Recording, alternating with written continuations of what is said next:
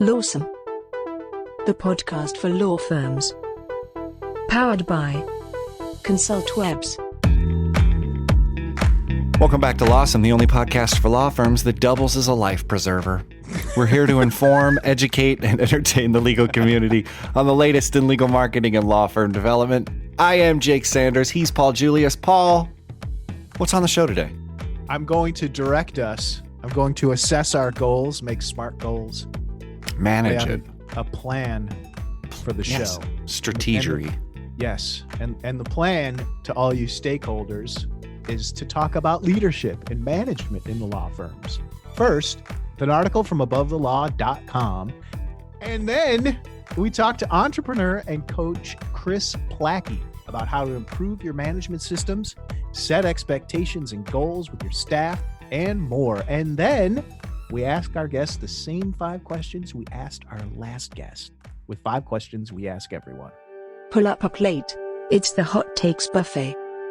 The article today is on the Hot Take Buffet, is from abovethelaw.com. It's written by Joe Patrice, who's just the best. So spicy. The title is Lawyers Aren't Necessarily Good Managers, so why do we let them manage firms? Big question. Maybe there's some lawyers out there wondering that. Maybe there's some managing partners out there saying, I'm doing fine. The lead here, Big Law, looks almost exclusively to within for leadership, which probably isn't the best use of resources. Joe continues, as big law firms grow ever larger, it's scary. In some cases, becoming global behemoths, it becomes even more absurd that firms cling so tightly to the idea that only one of their own can lead the firm. So he goes on to talk about, the managing partner model, and, it's a give and take here on the podcast talking about marketing and management. I think this is a great outline of the problems, and he sort of talks towards the idea of getting non-lawyers to help and how lawyers may not be into that because of, he says, rank hubris, which I thought was fun. I was like, what a great combo of words. But for some places, that's the only person who can run a law firm, as a small or, a solo or a small firm. But the big law turns up to, guide the small law. And here we're talking about a change with management, how to approach it better. This article is great. And our guest today, lays out, what's going on. I think this is a good find. But Paul, you found this specifically. What's your hot take on this? And then we can, head to the interview. I think we actually simultaneously found it. If I remember, I think we both found it at the same pretty time. Good. We're sort of like, Shaggy and Scooby with the kitchen. We're starting to get it together after, 2.5 years and 150 episodes. We're starting to get on the same page. Jake. That's right. It's easy. So I think you make a really good point, though, that a lot of firms, you just can't you can't hire someone to just manage the firm. You're not that big. But what's interesting is that, with a lot of, like many other things, it filters down from big law. Mm-hmm. So right. I think you're right, though. There's a certain level here where you may not be able to get away from one of the partners managing or something like that. Well, but it's against bar rules. You have to be a lawyer to run a firm. Like that's it. That's the ceiling that you're hitting your head against. True. But we know some firms who have a director of business development. Those are the ones who take it seriously. Yeah. And that's kind of my point. And we talked about this a little bit before. There's to me, there's this weird kind of aura that law firms and lawyers seem to have, that they're like, it's not like anything else. But the reality is, and Chris talks about this later, and Joe talks about it in his article here, it's a service business. It's a business. And there's a lot of things like about any running other a business, right? That are just similar, you're going to have the same problems. If you're an accountant and you're billing by the hour and you have to manage clients with different levels of, involvement, Yeah, it sounds pretty similar to Pretty me similar, to a right? lot of the same situations. Now, granted, the matters themselves are different, Hmm. but billing, payables, receivables, cash flow, projecting sales, marketing, it's not different. And Well, but and so so keep going. no, you go. Well, no, but you're saying it's not different, but it's interesting because there is no there is no strictures or guidelines on how to manage people or teams effectively for lawyers. You may manage matters or facts or case law. You can put those things in compartments, but putting people in compartments and getting teams to work and Mm, managing, an entity is a crucible that Chris talks about people needing to go through. yeah. That the obstacle is sort of the way to leading a firm. And so we're stuck here talking about leadership and management and sort of thinking about those things Mm, as interchangeable in some weird way because you're just not good at managing people, so you're not a good leader. But they're two different things. Management true. is this sort of a sort of management is this horrible field you have to walk through. Well, You know, that's where you're executing the ideas and goals that leadership has set forth. I it mean, that's what almost, managers are doing. and I think you're knocking on a door that Chris opens and closes several times in the interview. She says that same thing. Many gems that sort of unpack the myths and mysteries around management and leadership that could inform the decisions that you make. And it wouldn't be stuck here thinking, well, I'm just a lawyer or you're just a non lawyer. You'd be looking at now the problems that you have as a business, just like you were saying, as any other. And how can you best serve folks, manage, and then lead the team? Hmm. I think it's Yeah. inspiring. You know Yeah. what? Put your helmet on. I'm going to Okay. put my helmet on, Okay, hold and on. we're going to adjust our oxygen levels. And then I think we're going to dive in because there's a treasure chest of information on the other side of this commercial message. So stay tuned. And me, Paul Julius, Chris Plackey, Lawsome, and Jacques Cousteau, we're headed into the great unknown. And you're going to get a lot of quality information. Let's dive in. Let's go. Lawson continues. But first, a word from our sponsor. Any lawyer looking to grow their business online can generate more leads from their website by hiring ConsultWebs. After working with lawyers exclusively since 1999, we've tested thousands of web designs and marketing strategies, so we know what flips and what flops. For more information, visit www.consultwebs.com today. And now, for a Lawsome interview. Through her 25 plus years of leading and managing, and now over 8 years leading her own business, Chris Plackey has culminated her work into management practices applied by leaders all over the world. Together with her team, Chris combines business acumen, exceptional coaching skills, and sound, relevant, and immediately applicable practices that literally change how much women both lead and love their businesses. After all that success, she's decided to pull over and natter with us on the Lawson Podcast. Chris, welcome to the show. Thank you. Thank you. Glad to be here. So give our listeners some background. What do you do? Who do you help? And what is this 5-step management system we read about? Okay. So I primarily work with female entrepreneurs. Yes, I do get, I should say, I have guys who will reach out to me and sort of say very sheepishly, can I come? Help. And the answer is yes. I do have private clients that are men. But you all are in marketing, so you know, right? My niche is female Mhm. entrepreneurs who have started to kind of fall out of love with their business because they kind of sort of hate their employees. I'll just keep it really simple. And it's not because the employees aren't great and they're not great. It's because they don't know how to manage. They don't know how to have the conversations they need to have. They don't know how to get results through other people. So this spiral of frustration and impatience and a little bit of resentment. So I take all the experience I have in managing teams and getting good results through that process. And I teach my clients how to sort of demystify managing and make it a system that they can replicate over and over and over again so they can eventually get out of the weeds of this day-to-day stuff that they deal with that is Mm. not any fun, Yeah. and get more into that CEO visionary role. Love it. Yeah. And so the 5-step management system, it's highlighted pretty prominently on your site. Is it just that easy? And can you cover it maybe very briefly here? I mean, because if it's just that, then Yeah, where's let's the mystery? do it. 2 minutes or less, it'll only cost you $5 million. How's that? That's it. Start the meter. No, it is that simple. I don't know if I'd call it easy.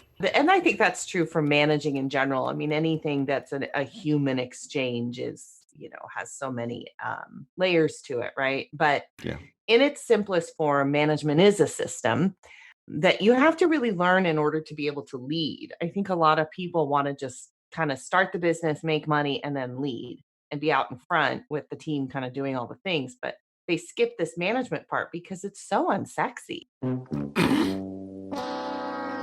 mean, let's just be honest. Who the heck wants to talk about vision and values and expectations? It's boring. And unfortunately, our corporate cousins have really made it boring, right? And I don't think it has to be. So the 5 steps. The first one is your vision.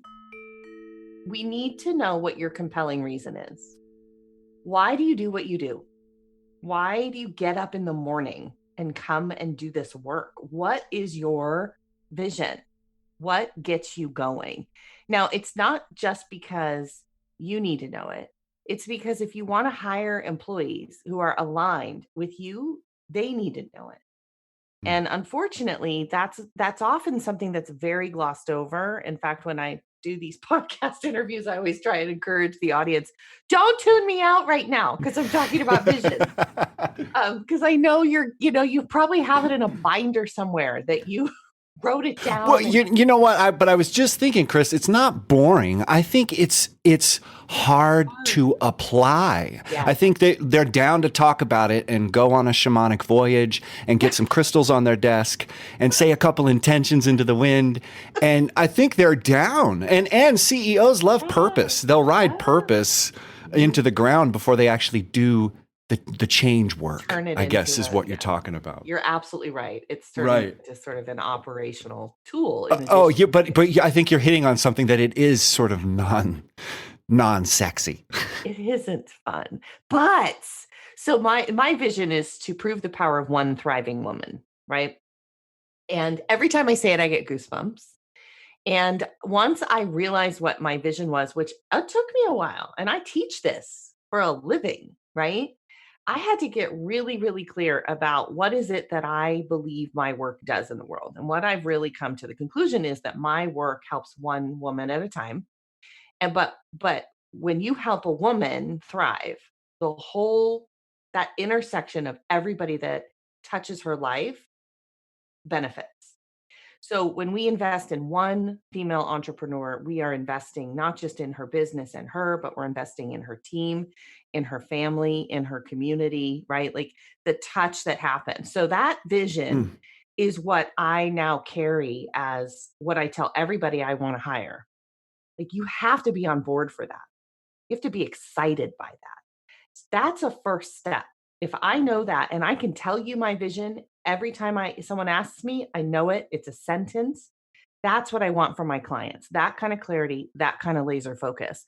It's so easy then for my team to get through the riffraff, right? There's so much distraction in the day. What really is what we need to be doing? What really is going to make the difference and push the needle? The second step are your values. We don't talk about values very well in our society. We all have them. Everybody learns values very organically through our life experiences. And your values are operating all day, every day through all the decisions that you make anyway. What I want to help my clients do is get really clear about what your values are, because we're going to use those to hire and fire. And because the majority of the performance problems that you have with people on your team aren't going to be about production. They're not going to be about, somebody's ability to get a project done. It's going to be Mhm. about their behavior. Mm. It's going to be about their work ethic, their focus, their ability to listen to you. In bigger companies, it can be gossip, it can be negativity, right? These are not things you measure on a dashboard. These are value based issues Mhm. that if you haven't clearly communicated what your values are, it's impossible. It gets very hard, I should say, to hold people accountable when they don't meet them. So Mm. I want to help my clients get really clear. What do you value? And how does that then translate into step 3, which is your expectations? Then expectations are sort of the translation of those values into the actual action. So I expect my employees to be solutions oriented. I expect my employees to tell me the truth. I expect my employees to hold confidence, whatever those expectations are that are really, Mm. really almost like non-negotiables too. Like these are the bottom line in terms of behavior. I think a lot of businesses get very focused on productivity goals, results, revenue, profit, increase in customers, all of that totally matters. But behaviors are what drive all of that anyway. So if you get that clear, it makes hiring and firing a lot easier. Mm. So those are the first 3 steps. The fourth step is making sure everybody in the business has a role and it's clear and it's written and that there are measures for the role. So everybody who reports to me knows what they're responsible for, knows how to deliver it, has the resources to deliver it, and knows how I will assess whether or not they're doing a good job. It's not based on my opinion of them. It's not based on my judgment. No offense to any founders that are listening, but it's not based on your mood, which is an issue for a lot of entrepreneurs. It's Mm. based on results because the majority of people want to be successful and they want to win. So when you have role clarity and measures, you are building the mutually agreed upon litmus and assessment process for how people will be Mm. successful and win. Mm. And then the last piece is feedback, which honestly is the hardest part. The first 4 are the part where it's like, ew, this is long and hard. What? I have to write a job description? I want to punch you in the face, Chris Plackey. Right? Like they hate that.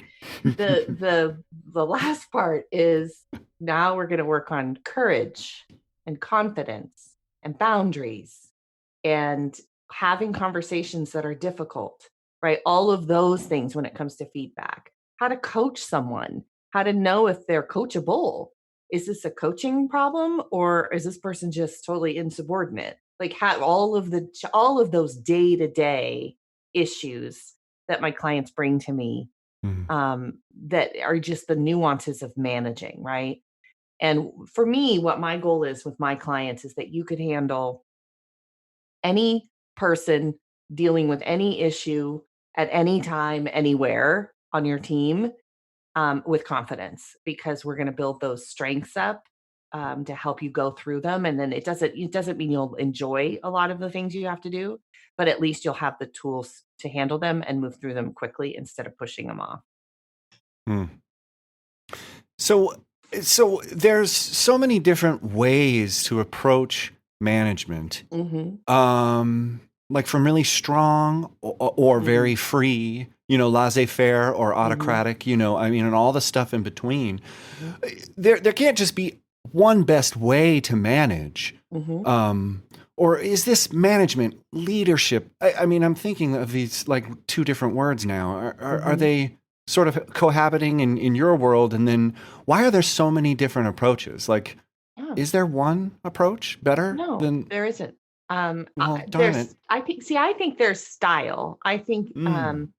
the process I just laid out to me can apply whether you are, really meticulous and hyper focused on everything, or when you are more like I'm much more comfortable delegating and giving people a lot of space. The challenge for my leadership style is um, if I don't have those systems in place, nobody knows what the hell they're supposed to be doing. Mm. And so you have to kind of land, you still have to be you, right? You have to, and that's what makes you attractive, frankly, to the people that want to work for you. And the more transparent you can be, the more clear you can be, right? Because I coach a ton of founders, and I could tell you that some of them are like what I just said. Like, I want an amazing group of people, but I don't want to be up all in their business every day. I want to coach them, I want to give them feedback. All right, well, let's build the system so you can do that. Then I have other people who they're like, going through storage closets and coming in and like pointing out why there's dirt on a desk. And, they're very meticulous. I need to know that about you if I'm going to work for you. And I think a lot of people aren't honest about that. And so then people get into their space and it's not clear because they don't know what kind of manager they are. They haven't learned how to manage. They just want to control. And there's such a difference. So I think, there isn't a clear answer clearly to your question. So, and the difference between management and leadership in my mind is management is the process of defining and then achieving results through others. Leadership is the ability to trust and consult and advise the entire system.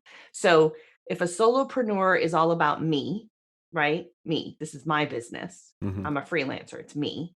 Then an entrepreneur, it's about we, right? That's when I start to introduce team into this. And that's where the majority of management is. And then CEO, which is in my mind more at that higher level leadership, visionary role level, is us. And I'm less about the day-to-day tactics of the team, and I'm more about the accomplishments of the business as a whole.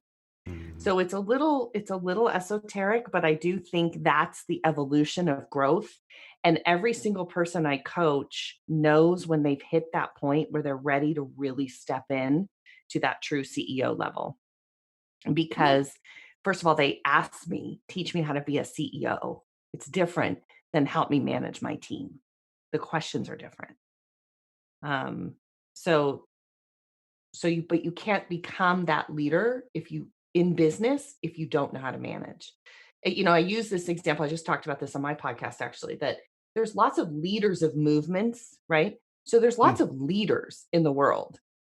And in order to be a leader of a cause or a movement, somebody that other people will follow, there is a level of mastery that they had to achieve in whatever their area is, right?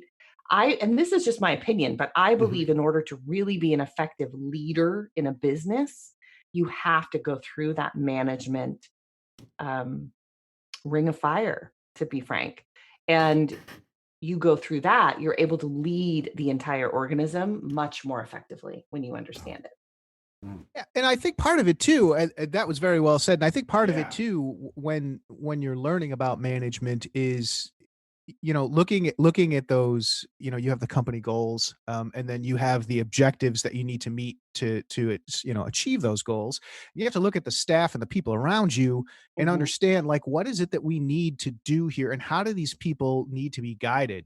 So is this you're talking about, I guess I just thought of this because, you were talking about someone who's extremely meticulous. And that can be an advantage. But if you're running an organization like a tech startup or something where you have a bunch of people who are very independent and experts, they may not respond well to an autocratic management style. You know what I mean? Yeah. And so I need to know that ahead of time. Yeah. Right.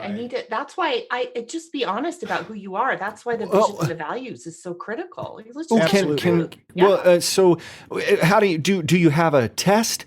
Do you have a personality test? Because this is true. It's like, if I can't believe you when you're telling me, because you won't tell me your soft, tender underbelly, like who you really are, because there are mantrams. Have you heard of them? Like emotional men getting crazy because they're just so passionate I have never heard of a mantram, but I am so happy to be this days old that I now have that word in my vocabulary. Anyways, It was I mean, all worth it. well, it's hard because emotion and passion get confused. You don't know that I thought you were an Enneagram 3, but you're acting like a 4 today, bro.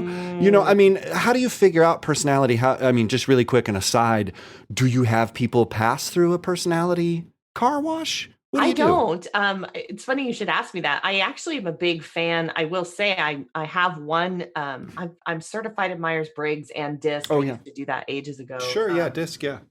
But and so every now and then a client will tell me what their MBTI is or something, just and then it's insightful. But as an aside, my favorite assessment in this space is called the Emergenetics profile. It's I'll just leave it there for those of you who Okay. are interested because it's so much more about how your brain likes to work versus like the nuances of personality. I just love it. But there's some other elements that are cool. But Yeah. when I meet with a client, you know, I maybe I'm sure you guys are experts in your world too, right? Like I meet with someone and I could tell you within 5 minutes what I got going on here. I could tell you if they're too passive and that's why nothing's happening. They can't hold their ground. They have no boundaries. I could tell you if they're too domineering, they're abrupt. I spent about 3 years in my practice. I wrote a few books on difficult people and difficult leaders.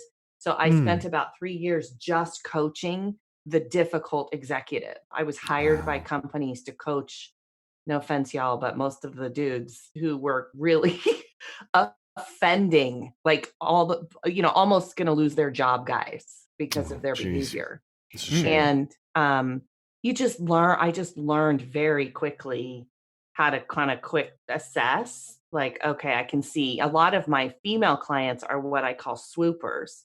So they're like an eagle. They fly up high. They don't want to get involved in the weeds. They hate the weeds. Don't make me come in the weeds. And then yet they like see something on their website or, if they have a physical space, they walk in the building and before you know it, like I mentioned, they're literally ripping apart a storage closet because it's a hot mess. And why the hell do we still have this brochure from 1987? Right? Like they Oh, lose their yes. minds. So I can tell, I had one client who came to her consult with me and she was not kidding, getting a massage on her neck while she met me for the first time. I'm like, oh, I got you, sister. I know how to help you. Right. So people show you who they are, I think, pretty quickly, which is frankly part of why I love being a coach because I love human behavior. I love Well, I actually have to dismiss my palm frond people who are fanning me right now. That's interesting that you reminded me. You people could go away and give me some Skittles or something. Just the purple ones. Oh, you're that guy. I know how you roll. Oh, I just showed myself. There I am. Yeah. Well, Yeah. so I'm kind of curious about this to go a little bit further then. Let's say we're looking at that, the feedback or some of the things that you talked about as measurables or metrics in the 5 steps, and something's not working out. Whatever. Yeah. You tried to make a change and it's not happening or people aren't responding. Yeah. How do you know if it's the team or if it's you? I have to tell you, everybody asked me this question, and I actually did a webinar called "Is it me or is it them?" Right. So I will tell you. Here's how we know. We know. So that is often the proverbial like straw that breaks the camel's back. Like that's why women reach out to me, right? I got this person. She's been with me for 10 years. I love her as a person, but she's not getting the job done. Is it her or is it me? Are my expectations just too high? Like that's a lot of the initial conversations I have. So my first step with any client is that we've got to get those 5 elements in place because I don't know. It could be that it is completely them and they just are no longer suited for your business. Your business has grown, you have grown, but they haven't. And that's very common, especially with more tenured employees. So we first get it in place. Like, what is your vision? What are your values? What do you expect of people? What is this person's job? Do they even have a job description? In most small businesses, 8 out of 10 are going to tell me no. Mm. Right? So of course they're not succeeding because they don't even know what their friggin' job is, really, right? So we do that. And then what we do is something called a re-offer. And I walk my clients through how to have a conversation where we're basically re-offering this person all of it. Here's, hey, I hired a coach and I've learned a few things.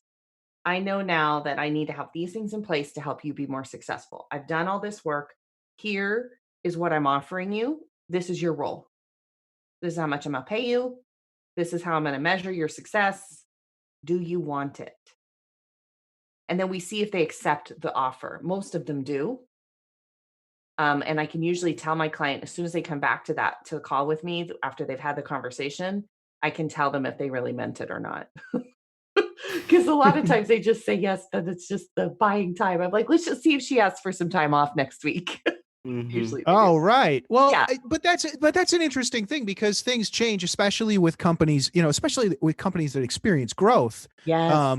Someone did one thing and now, the company grew. So now they're covering a couple more things. Yes. They get a new job title or move to a different department, but nothing ever gets updated. They don't have a new job description. So, I mean, I think that's a really valuable thing. And I'm kind of curious, in these conversations, do the people ever come back and say, hey, I appreciate you coming back to me with this offer, this job description, and everything, but these two items, I don't think fit in with the mission, or I don't think they fit in with my capabilities or something. Like, is there ever is it presented as a give and take, or is it just a take it and leave it kind of thing? It depends on where we are, but most of the time what we need is the owner of the business, right? The leader of the business to be clear about what they want from the role, not the person.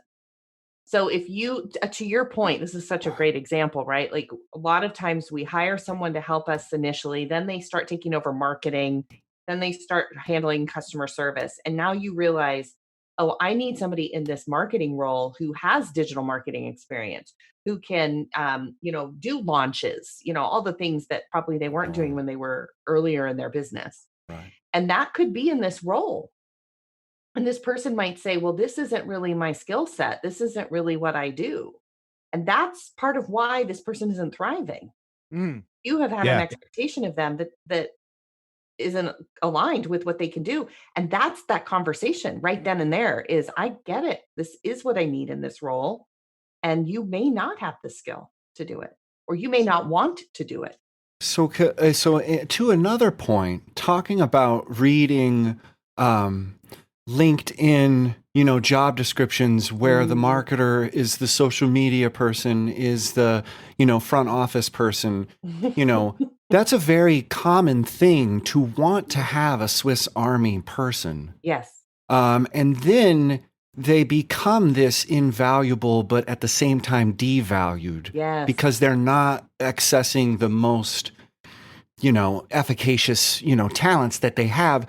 Hey, I mean, what do you think? Speak to this idea, because a lot of people are headed towards, man, I got this guy that can do everything, or this, she's been here forever, so she doesn't really deserve more. She'll just keep taking on projects, new roles. How do you get people to bifurcate their ideas of what humans are capable of? Is it by defining those roles and not the people? Or can you speak to this? Because everyone's trying to get as much as they can out of people for less. How do you talk them out of that? I think we all are. I think that it's so the high level answer I have to that, and then we can talk about like a specifics, but yeah, I believe that you need to you as the leader of the business. Chris, are you talking to me? No, I'm sorry. It's the wrong time for me to get it. Listen to me. Okay, keep going. You need to define the game you're playing, right? And then based on the game that you're playing, that determines the players that you need, right? The roles that you need to execute on the results that you need to win the game. That's my very simple analogy. Metaphor. What a lot of founders do is are owners, small businesses, they hire people to help out, quote unquote. And now they have all these players. And so then what they're trying to do is figure out, okay, well, they could do this. And so now they're defining the game based on the players they have on the team. It doesn't get you what you want long term. And that's why this is so tough, because the relationships we build with people when we're starting our business are pretty important to us. And yet everything is growing and expanding. And there are people, there is a famous quote. I don't know who said it, but the people you started with will not be the people you finished with. And I can't tell you how true that is with every single one of my clients. There's always at least one person on the team who then is like an anchor, because we're trying to make it work for them and we're not really focusing on what the business needs. So to answer the other half of that question, when you are, scrappy and hustling and you're not even at 1 million yet, you do hire one person who can do all of those things. That's very normal, right? You guys are all attorneys, right? So I was just watching. No. We're not attorneys. That's a disclaimer right there. Oh, No. I love that. We have to put it in there, I think. I think it's a rule somewhere. I think it better be. If it's a podcast for them. But We're like the court jesters for the attorneys. Yeah, we're the snow cone salesman outside of the trial. Yeah. We're like, how'd it go? You guys like snow cones? Yeah. So maybe you could be the agenda or the playbill guy, like that has all of the. Love that. The usher. Oh, I'd love that. Ushers. Yeah. Oh. Well, my point being, I'm watching Perry Mason on HBO, and there's his Della, right? Della is the catch-all. She does everything. And I do think great example. Yeah, I think a lot of us have our Della. I do. Right. But Della, in my mind, we have a plan for her role once this business has a different level of a different scope, size of client. So, and she knows that, and we're building it together. I'm very conscious about it. I think what happens to a lot of people is that they don't do that. They just have this person who does everything, and then they just keep them there. And that relationship becomes, frankly, very codependent and unhealthy in many ways. And so we have to really look at, hiring a coach is always that level of objectivity that you bring somebody in who can look at what's going on in your business, and you can say, and we'll say to you, look, I know you love this person. You have a great relationship, but I don't know that that's serving you to achieve the results you want to scale and grow. Amazing. Yeah. I think in the law firm that role, a lot of attorneys have their paralegals, and their paralegals, like some of them seriously have been like, they'll go from firm to firm and take their paralegal with them, or that's like, I've been with this person for 10 years, and they really are. But I think part of what makes that relationship work well is it's well defined. Like they know, okay, this person should not be doing that. And a lot of what you're talking about, I think, is making sure that as things change, part of being a good manager is change management, because that's a lot of what you're going to be doing, is saying, okay, we've achieved this objective. What's next? Okay, well, what's changed now that we've achieved that objective? So that definition, that Swiss Army knife, I think it's really fascinating that you're saying at the start, that's great. But as things progress, you need to be more focused on what you need from the role. As opposed to the person be like, man, this person can do it all, but you're leaning on, that's a crutch, Yeah. Anyway. So if you could give our listeners one piece of advice, like something they could start doing today, right now, as soon as they're done listening, that they would use to help improve the management at their law firms, what would that advice be? Gosh, that's such a great question. I have my first one is like, well, listen to my podcast about managing your team. That works. That works. It's called Lead Your Team. You should definitely listen to it. But I think that but for someone just sitting, listening to this, driving or wherever you are, I think you have to make a decision to believe that you have time. I have coached several lawyers and attorney practice firm owners. And time is the biggest objection. It's a big objection for a lot of my clients, but it is the biggest objection for attorneys. And I get it. I really do understand it. It's literally money. Yeah. Yes. But the problem is every ounce of time you push this off, you're just working more hours. You're just more exhausted. The last attorney that reached out to me that I worked with last year, she had this schedule where she worked all day, came home, took care of her kids, and then she worked again until 2 a.m, because that was the only time she could actually get a lot of her administrative part of her job done. And she had a team of like 6 people. She just didn't have time to delegate and manage them. Right. So, I just would invite you to really be willing, like evaluate your willingness to kind of go through that gauntlet of learning how to manage, because I know on the other side of it is more freedom, more magic in your business. There's nothing like somebody else doing something on your behalf and you watch results happen that you wanted to create, but you didn't even touch. It's like magic, right? And that is worth it if you're willing. But it all starts with your decision first. It's in your mind first that this is valuable and important and worth your investment, so you can have the practice and the business that you really want.